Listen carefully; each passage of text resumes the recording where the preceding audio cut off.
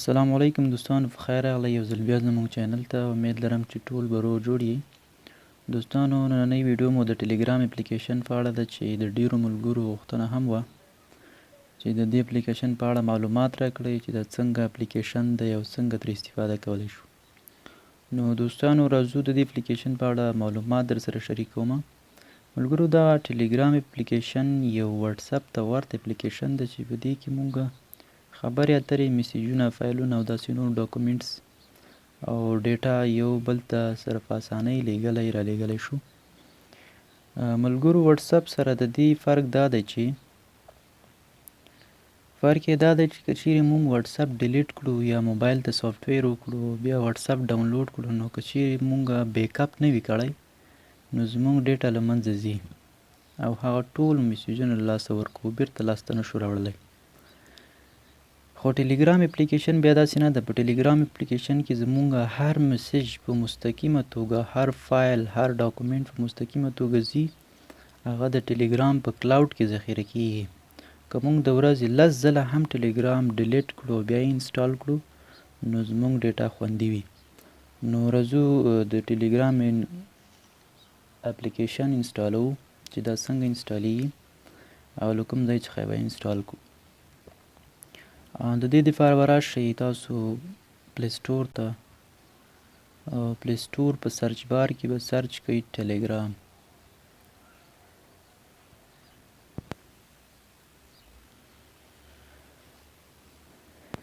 ټیلیګرام مو چې سرچ که داسې یو انټرفیس کولاویږي. دلته ما انسټال کړی ده، تاسو به انسټال بټن باندې کلیک وکړئ او دا به انسټال کړئ. ملګرو، راځو د دغه اپلیکیشن ډاونلوډز ته چې تقریبا نن سبا دغه اپلیکیشن 500 میلیونز ډاونلوډز لري، یعنې 500 میلیون یوزر چې دي دا اپلیکیشن استعمالوي.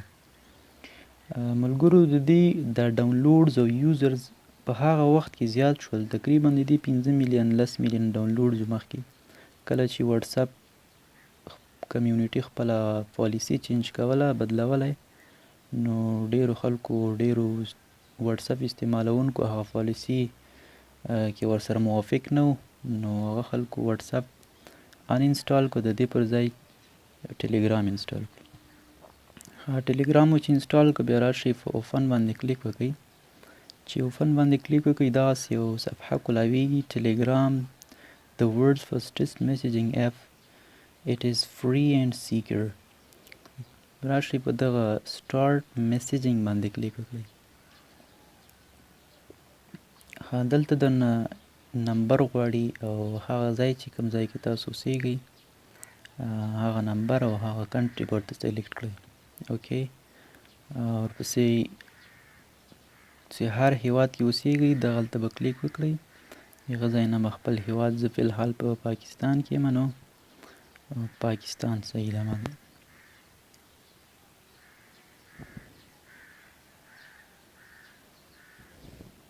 فی الحال زما کنټري چې ده پاکستان ده او نمبر هم ورته ورکوم.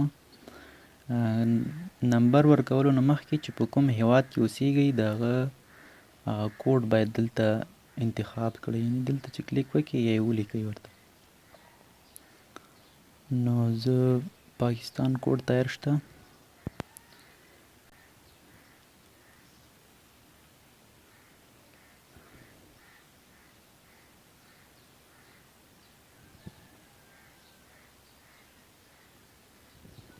چې نمبر مو ورکړو نو بیا به په دغه غشي نشان باندې کلیک وکړئ او اوکې به ورته ووایي. کوم نمبر مو چې ورکړه هغه نمبر ته بیا میسیج راځي، هغه میسیج به ورته دلته ولیکئ.